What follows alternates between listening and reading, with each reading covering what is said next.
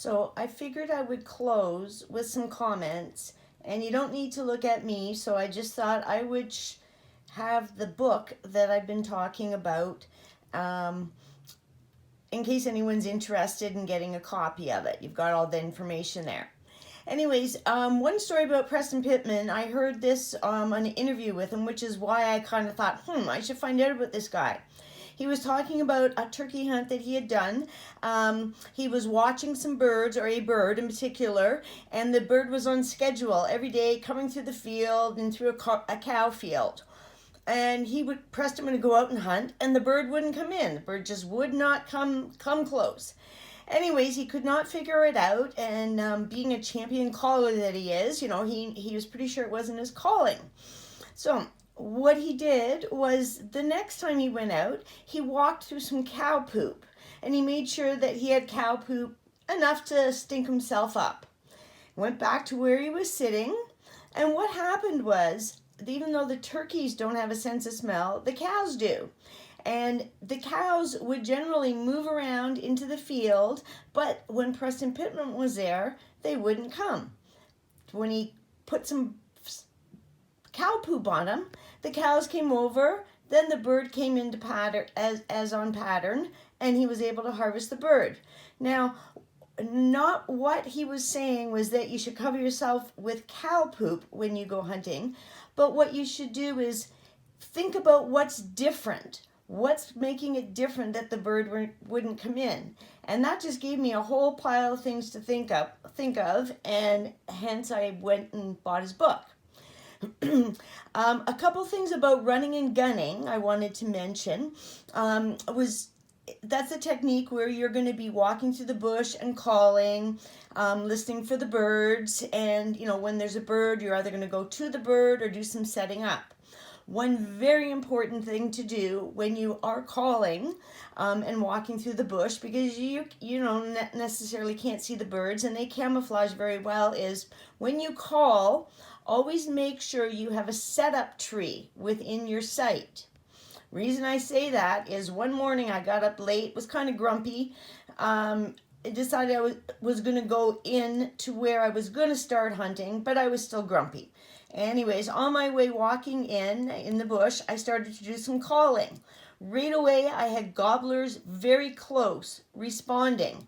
"Oh crap," I said, as I'm flying through the air looking for a tree. As I basically get set up, set down, turn on my thermocell because the black flies were thick. About 10 yards in front of me, out pops 3 jakes, gobbling their heads off. Nothing I could do. Couldn't move, couldn't call, nothing. Just sat there. They're gobbling, gobbling, gobbling. Then I hear a distant gobble. Aha, I say to myself. There's another gobbler coming in. Anyways, I let the jakes gobble their hearts out. Eventually, this bird came out, was further away from me. I watched it. When it came close enough where I had a shooting position, up came my gun and down went the bird. But saying that, I never call when I'm running and gunning unless I have a tree that is great or a spot for setup. Another thing is, one person who took me turkey hunting when I first started turkey hunting gave me some very great advice, and that was that every other turkey hunter is a mentor to you. Everybody has ideas, everybody has tactics to share, and you can definitely learn from them. A comment on calling, especially when you're a new turkey hunter, you're going to worry that your calling is bad. Don't worry about it. Some of the worst turkey calls that I've ever heard come from real hens.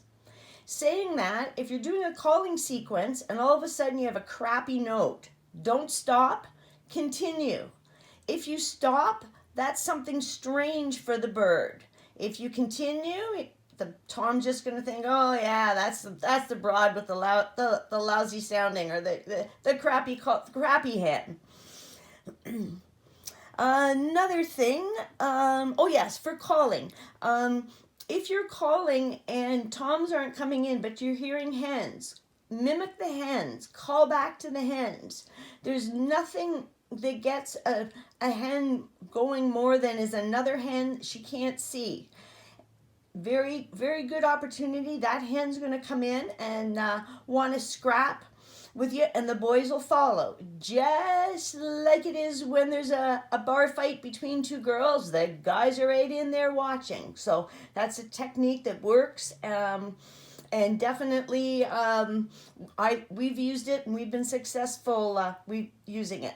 The other thing is, if you're calling or if you're in a blind and nothing is happening, you've heard birds earlier, whatever, don't be shy about getting out, going for a walk, doing a bit of calling, and then retreating. Again, another way to, great way to get curious birds in, especially after they've had their way with the first round of hens. They're out looking again. Saying that, one of my hunting buddies told me that on Sunday he watched a tom breed a hen on his lawn. So that tells me that the birds are probably going to be raring and ready to go for opening day. So good luck to everyone, and hope that you have learned some things and have lots to take away.